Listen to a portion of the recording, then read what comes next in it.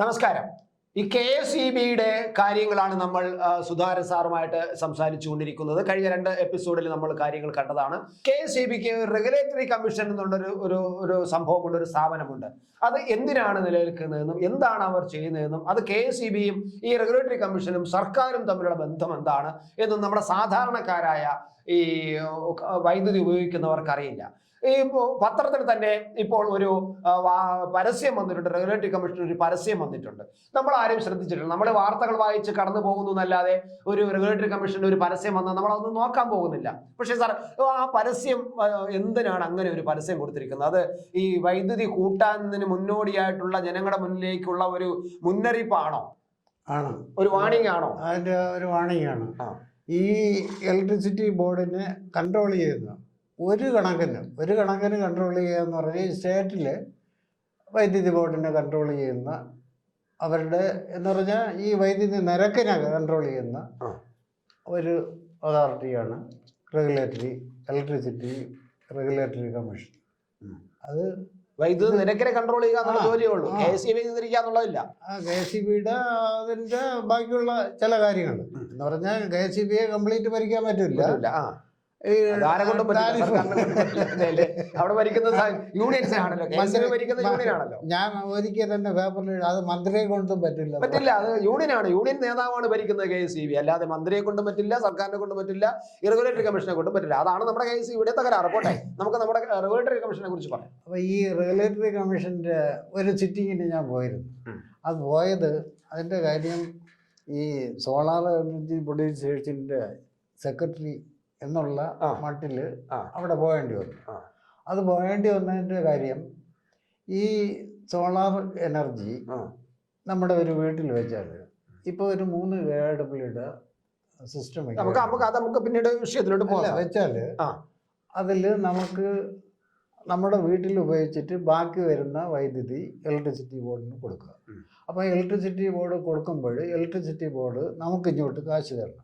ആ കാശ് സമയത്തിനും ശരിക്കും തരാത്തതുകൊണ്ടാണ് ഞാൻ റെഗുലേറ്ററി കമ്മീഷൻ്റെ അവിടെ പോയത്. അപ്പോൾ ആ റെഗുലേറ്ററി കമ്മീഷൻ 2-3 പേരുണ്ട്, ചെയർമാൻ, അല്ലാതെ വേറെ ഇത് മെമ്പർ ടെക്നിക്കൽ അങ്ങനെ ബോർഡിൻ്റെ തന്നെ ഒരാളാണ്.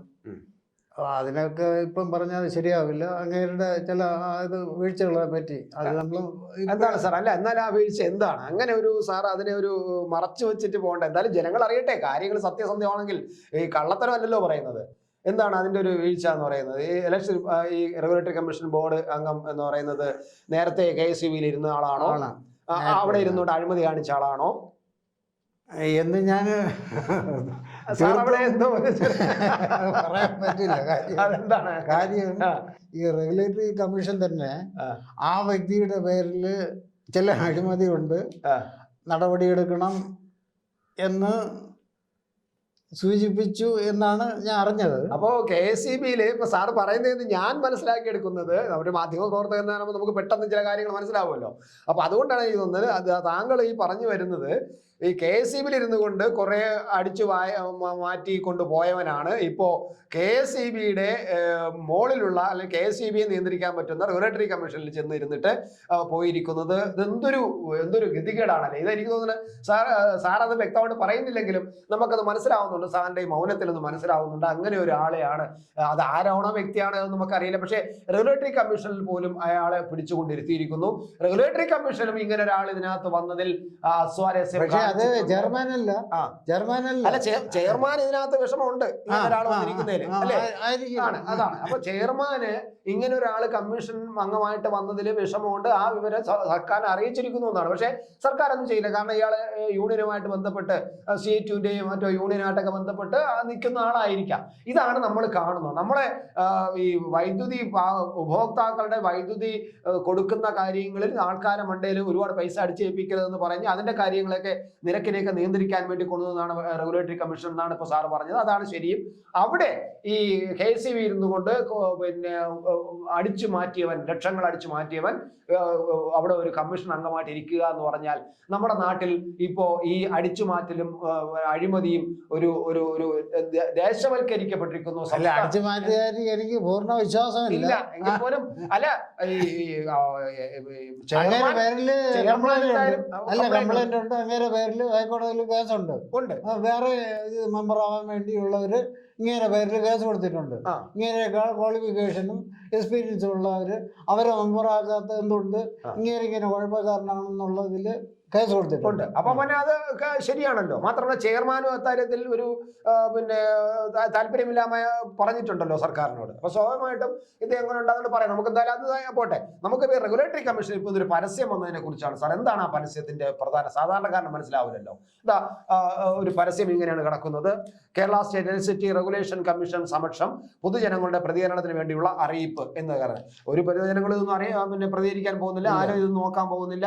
എന്നിട്ട് കുറെ കഴിഞ്ഞിട്ട് ജനങ്ങളോട് ഞങ്ങൾ ചോദിച്ചാണെന്ന് പറഞ്ഞിട്ട് ചാർജ് കൂട്ടും അല്ലേ? അതിനുവേണ്ടിയാണോ? എന്താണ് ഈ പരസ്യത്തിന്റെ? അതിന് മനസ്സിലാക്കേണ്ടത്, റെഗുലേറ്ററി കമ്മീഷൻ ഈ കഴിഞ്ഞ മെയ് മാസം, കഴിഞ്ഞ വർഷം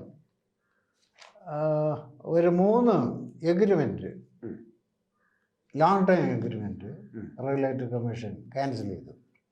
ടെക്നിക്കലായിട്ട് ചില കുഴപ്പമുള്ളത് കൊണ്ട് ആ എഗ്രിമെന്റ് ക്യാൻസൽ ചെയ്തു. അതറിയാം. 25 വർഷം പീരീഡുള്ളതാണ് ആ എഗ്രിമെന്റ്. അതിൽ 25 വർഷമൊന്നും ആയില്ല, അതിന്റെ പകുതി പോലും ആയി. 2013 മറ്റോ ആണെന്ന് തോന്നണം. അതിന്റെ കമ്പനികളുടെ പേര് ഞാൻ പറയാം: Jambuva power limited, Jindal power limited, Jindal India thermal power limited. ഇങ്ങനെയുള്ള കമ്പനികളുടെ ഏകദേശം 4 രൂപ വെച്ച് കറണ്ട് നമുക്ക് തരുന്ന എഗ്രിമെൻ്റാണ് 25 കൊല്ലത്തേക്ക് വെച്ചിട്ടുണ്ട്. ഈ ആ എഗ്രിമെൻറ്റിൽ ചില കുഴപ്പമുണ്ട് എന്ന് റെഗുലേറ്ററി കമ്മീഷൻ മനസ്സിലാക്കി ആയിരിക്കാം അങ്ങനെ ഈ 25 കൊല്ലം പീരീഡുള്ള എഗ്രിമെൻറ്റിനെ ക്യാൻസൽ ചെയ്തു. ക്യാൻസൽ ചെയ്തപ്പോൾ ഈ ഇലക്ട്രിസിറ്റി ബോർഡിന് വൈകിട്ടാണ് കൂടുതൽ വൈദ്യുതി ആവശ്യം. 6 തൊട്ട് 10 വൈദ്യുതി കൂടുതൽ വാങ്ങിക്കേണ്ടി വന്നു എന്ന് പറഞ്ഞാൽ അതിൻ്റെ തുകയെന്ന് പറഞ്ഞാൽ 465 മെഗാവാട്ടാണ് അപ്പോഴും ഉള്ള കുറവ്. അത്ര വാങ്ങിക്കും. അപ്പോൾ അത് വാങ്ങിക്കുന്നതിന് വേണ്ടി ഉള്ള എഗ്രിമെൻ്റാണ് ക്യാൻസൽ ചെയ്തത്. അതെ. ക്യാൻസൽ ചെയ്തപ്പോൾ ഇലക്ട്രിസിറ്റി ബോർഡ് വെട്ടിലായി. വൈദ്യുതി തികയാതായി. അപ്പോൾ വൈദ്യുതി ബോർഡിൻ്റെ ആൾക്കാർ ഈ കമ്പനിയിൽ ചെന്ന് കണ്ടു. അവർ പറഞ്ഞു, നിങ്ങൾക്ക് ഇപ്പോഴിത് തരാൻ സാധ്യത, ഞങ്ങൾ ഈ എഗ്രിമെൻറ്റ് ക്യാൻസൽ ചെയ്തുകൊണ്ട് വേണമെങ്കിൽ 8 രൂപയ്ക്ക് 9 രൂപയ്ക്ക് തരാം എന്ന് പറഞ്ഞാൽ 4 രൂപയ്ക്ക് വാങ്ങിച്ചുകൊണ്ടിരുന്ന 8 രൂപയ്ക്ക്. അപ്പോഴത് എന്തിനാണ് ക്യാൻസൽ ചെയ്തത്? അങ്ങനെ ഒരു സംശയം വരും. എന്നിട്ട് ഈ റെഗുലേറ്ററി കമ്മീഷൻ തന്നെ പിന്നെ ക്യാൻസൽ ചെയ്തു. അത് സർക്കാർ കൂടെ ഇടപെട്ടതിന് ശേഷമാണ്. സർക്കാർ കൂടെ ഇടപെട്ട്. കാരണം ഇത് വൈദ്യുതി വലിയ പ്രതിസന്ധി വരുന്നു, അമിതമായിട്ട് നമുക്ക് വാങ്ങിക്കേണ്ടി വരുന്നു. ഒരു ദിവസം തന്നെ 100 കോടിയിലധികം രൂപ നമ്മൾ 10 കോടി ഒരു ദിവസം 10 കോടി അങ്ങനെ. അപ്പൊ ഒരു ദിവസം അപ്പൊ അത്രയും അധികം നമ്മൾ വാങ്ങിക്കേണ്ടി വരുന്നു. അപ്പൊ അത് എടുത്തു ചാടി റദ്ദാക്കിയത് ശരിയായില്ല എന്ന് പറയും. പിന്നെ കമ്മീഷൻ തിരിച്ച് കൊടുക്കുകയാണ് ചെയ്തത്. അല്ല, അവർ കൊടുക്കുന്നില്ല. അവരിപ്പോഴും വൈദ്യുതി കൊടുക്കുന്നില്ല. അവര് ആ റേറ്റില് ഈ റദ്ദാക്കിയതിനെ ക്യാൻസൽ ചെയ്തിട്ടും, റദ്ദാക്കിയ നടപടിയെ ക്യാൻസൽ ചെയ്തിട്ടും ഈ കമ്പനികളൊന്നും, ഇപ്പൊ സാറ് പറഞ്ഞ കമ്പനികളൊന്നും വൈദ്യുതി കൊടുക്കുന്നില്ല. ഇപ്പോഴും നമ്മള് അമിത വിലക്കാണ് അങ്ങനെ വർഷം വന്നുകൊണ്ടിരിക്കുക. അതെ. അപ്പോഴ് ആരാണ് ഇതിന്റെ തെറ്റുകാരൻ? അതിന്റെ തെറ്റുകാരൻ. അപ്പോൾ ഈ ഇങ്ങനെ വരുന്ന, അമിതമായിട്ട് വരുന്ന ഈ ഒരു ദിവസം വരുന്ന 10-12 കോടി രൂപ ആരാണ് അടയ്ക്കേണ്ടത്? ഈ ഇലക്ട്രിസിറ്റി ഉപഭോക്താക്കളാണ് അടയ്ക്കേണ്ടത്. അപ്പൊ അതായിരിക്കും ഈ പരസ്യം വന്നതിന്റെ കാര്യം അല്ലെ? പരസ്യത്തിൽ കുറെ കാര്യങ്ങൾ പറയുന്നുണ്ട്. ഊർജ്ജ ലഭ്യത, അതിനെ കുറിച്ച്. പിന്നെ ഒരുപാട് കാര്യങ്ങൾ. അതിന്റെ ഏറ്റവും പറയുന്ന Kerala state electricity board limited 2020 സാമ്പത്തിക വർഷത്തേക്കുള്ള ഇതൊരു ട്രൂയിങ് ആപ്പ് പെറ്റീഷൻ എന്നൊക്കെ പറഞ്ഞാണ്. സാധാരണക്കാരന് മനസ്സിലാവുന്ന ഭാഷകളല്ല. അപ്പൊ അങ്ങനെ ഓരോന്ന് പറയുന്നുണ്ട്. ഇന്ധന ചെലവ് ഇത്ര രൂപ, വൈദ്യുതി വാങ്ങൽ ചെലവ് ഇത്ര രൂപ, പലിശ മറ്റു ചെലവുകൾ ഇത്ര രൂപ, ഇങ്ങനെ ക്ലിയർ കാര്യങ്ങളെല്ലാം പറഞ്ഞിട്ട്, ഞാനിത് ക്ലിയറായിട്ട് വായിച്ചു നോക്കിയില്ല, എന്നാൽ ഇത് കണ്ടുകൊണ്ടാണ് സാറിനോട് ചോദിച്ചത്. ഇങ്ങനെയെല്ലാം പറഞ്ഞ അവസാനം ഈ പെറ്റീഷൻ KSCRC-യുടെ, അതായത് കേരള സ്റ്റേറ്റ് ഇലക്ട്രിസിറ്റി റെഗുലേഷൻ കമ്മീഷന്റെ വെബ്സൈറ്റിലും ഒക്കെ ഇതുണ്ട്. ഇതിന്റെ ആൾക്കാർ എന്തെങ്കിലും പരാതി ഉണ്ടെങ്കിൽ കൊടുക്കണമെന്നൊക്കെ പറയാം. നമുക്ക് എന്തായാലും ഇത് ആൾക്കാർ വേണമെങ്കിൽ 15-ാം തീയതി ഇതിന്റെ ഏതൊക്കെ ആപ്ലിക്കേഷൻ കൊടുത്തിട്ട് അവിടെ ചെന്നാൽ ഈ റെഗുലേറ്ററി കമ്മീഷന്റെ സിറ്റിംഗിൽ സംസാരിക്കാം. അപ്പൊ അങ്ങനെയുള്ള സാറിനെ പോലുള്ള ആരോ 1-2 പോയി അവിടെ പോയി സംസാരിക്കും. പക്ഷേ ഈ പറഞ്ഞ സംബന്ധിച്ചിട്ടൊന്നും കാര്യമൊന്നുമില്ല. പിന്നെ അല്ല, കാര്യമില്ലെന്ന് പറഞ്ഞാൽ ഈ സോളാർ സിസ്റ്റത്തിനെ പറ്റി അതിന്റെ കറണ്ട് ചാർജ് കുറച്ച് തന്നെ കൂട്ടി തരണം എന്ന് പറഞ്ഞിട്ട് ഞാൻ റെഗുലേറ്ററി കമ്മീഷന്റെ അവിടെ പോവുകയും സംസാരിക്കുകയും അത് എഴുതി കൊടുക്കുകയും ചെയ്തിട്ട് 1 വർഷത്തിൽ കൂടുതല ഇതുവരെ ഒരു നടപടിയൊന്നും മിനിസ്റ്റർക്ക് എഴുതി കൊടുത്തു, ഒരു നടപടിയും വന്നിട്ടില്ല. ഇലക്ട്രിസിറ്റി ബോർഡ് ഇതിന്റെ ചീവീനർ അതിന്റെ പേപ്പർ എൻ്റെ കയ്യിലുണ്ട് എന്ന് പറയുന്നത് സൗര എന്ന് പറഞ്ഞ ചീവീനർക്ക് എഴുതി കൊടുത്തപ്പോൾ ഒരു മറുപടി ആയിട്ട് വന്നു, നിങ്ങൾ തന്ന കത്തിന് ഞാനല്ല ഉത്തരവാദി, അടുത്തിരിക്കുന്ന ഈ കമേഴ്ഷ്യൽ ചീവീനറാണ്. അങ്ങനെയാണ് വീട്ടേക്കുന്നത്. അപ്പോൾ ഒരാളിന് ചെയ്യാൻ പറ്റുന്ന ജോലി അല്ലെങ്കിൽ ഒരാളിന്റെ ഉത്തരവാദിത്വം അത് ഏറ്റെടുക്കാൻ ആ ആളിന് താല്പര്യമില്ല. അതാണ് ഇലക്ട്രിസിറ്റി ബോർഡിൻ്റെ. അത് വേറൊരാളിൻ്റെ പുറത്ത് വയ്ക്കുക. ഇനിയിപ്പോൾ ഈ കമേഴ്ഷ്യൽ ചീവ്മെൻ്ററുടെ സമീപിക്കാനാണ് ഈ ചീവ്മെൻ്റർ എനിക്ക് തന്ന ലെറ്റർ. അപ്പോൾ ഇനിയിപ്പോൾ ഞാൻ കമേഴ്ഷ്യൽ ചീവ്മെൻ്റർ സമീപിച്ച അത് ഞാനല്ല, ഇനി അടുത്തുള്ള വേറെ ജനറേഷൻ ചീവ്മെൻ്ററാണെന്ന് പറയും. അതാണ് ഈ ഇലക്ട്രിസിറ്റി ബോർഡിൽ നടന്നുകൊണ്ടിരിക്കുന്നത്.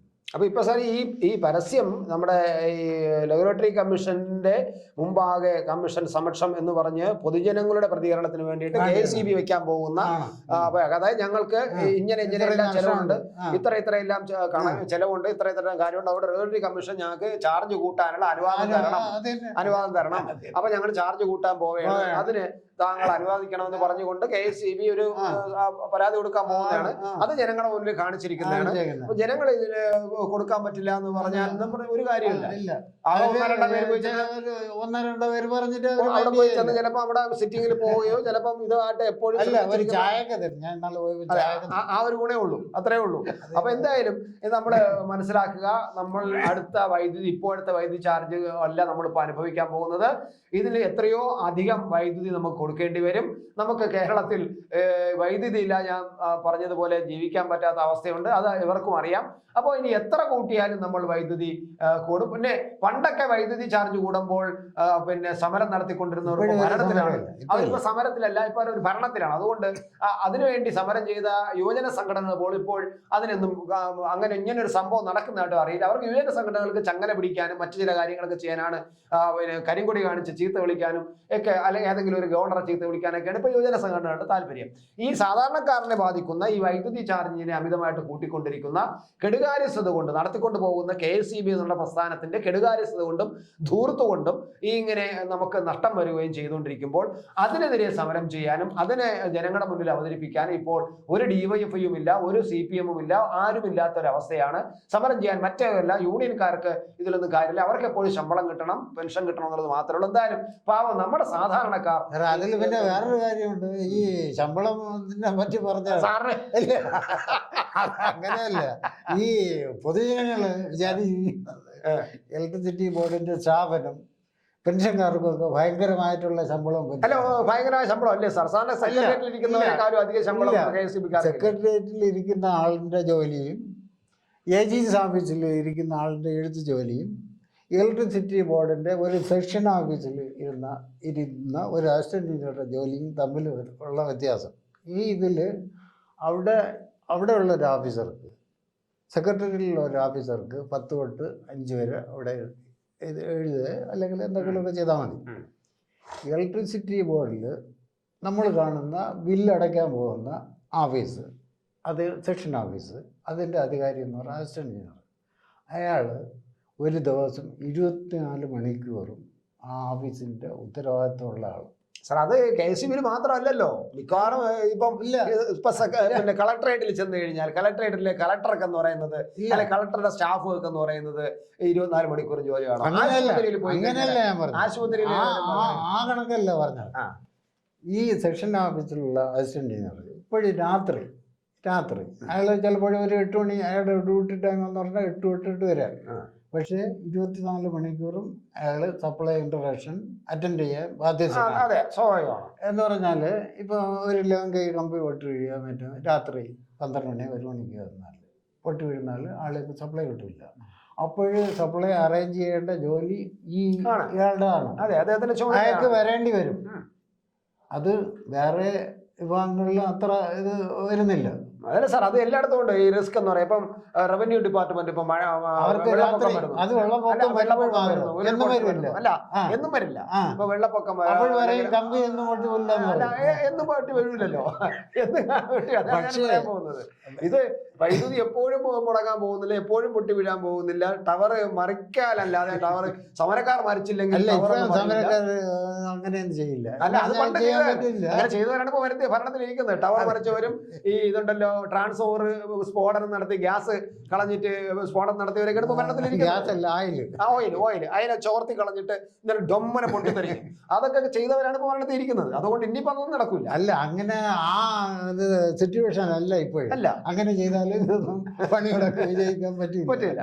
അതിനൊക്കെ വേറെ സംവിധാനങ്ങളുണ്ട്. ആ. ഒരു ആള് അത് കുഴപ്പം കാണിച്ചാൽ ആളെ തന്നെ മാറ്റിയിട്ട് വേറൊരാളിന് ഇതിന് മെയിൻറ്റെയിൻ ചെയ്യാൻ പറ്റും. അപ്പോഴേ ഈ ആൾക്കാർ വിചാരിക്കുന്നതിന്റെ അത്രയ്ക്കുള്ള ശമ്പളം കൂടുതലൊന്നുമില്ല. ശരി, അപ്പൊ നമുക്ക് അങ്ങനെ സമ്മതിക്കാം. സാറിന്റെ സമാധാനത്തിന് വേണ്ടിയിട്ട് KSEBക്ക് വലിയ ശമ്പളമൊന്നുമില്ല. സാധാരണക്കാർ ഞങ്ങൾ റിസ്ക് അലവൻസ് എന്ന് പറഞ്ഞ് കൂടുതൽ വാങ്ങിക്കുന്നേ ഉള്ളൂ എന്നാണ് സാറ് പറയുന്നത്. നമുക്ക് സമ്മതിക്കാം. എന്തായാലും നമ്മൾ ഈ KSEBയുടെ ചാർജ് കൂട്ടാൻ പോകുന്നു. കൃത്യമായിട്ട് നമ്മൾക്ക് വളരെ താമസിയാതെ റെഗുലേറ്ററി കമ്മീഷൻ എന്ന് പറയുന്ന ഒരു കടമ്പ കിടക്കുന്നത് കൊണ്ട് ചാടിക്കൂട്ടി തുക കൂട്ടാൻ കഴിയുന്നില്ല. അപ്പോൾ ഈ റെഗുലേറ്ററി കമ്മീഷന്റെ മുമ്പേ ഒരു അപേക്ഷ കൊടുത്തിട്ട് അതിന്റെ ഒരു ചെറിയ പരസ്യം നമ്മളെ പത്രങ്ങളിലെല്ലാം വന്ന് ഞങ്ങൾ ജനങ്ങളെ കാണിച്ചതല്ലേ, അറിയിച്ചതല്ലേ, ചോദിച്ചതല്ലേ എന്ന് പിന്നീട് പറഞ്ഞിട്ട് കൂട്ടും എന്നതിന് അതിനിപ്പോ നമ്മളത് ചോദിച്ചാലും നമ്മൾ കൂട്ടണ്ട എന്ന് പറഞ്ഞാലും അവർ കേൾക്കാൻ പോകുന്നില്ല.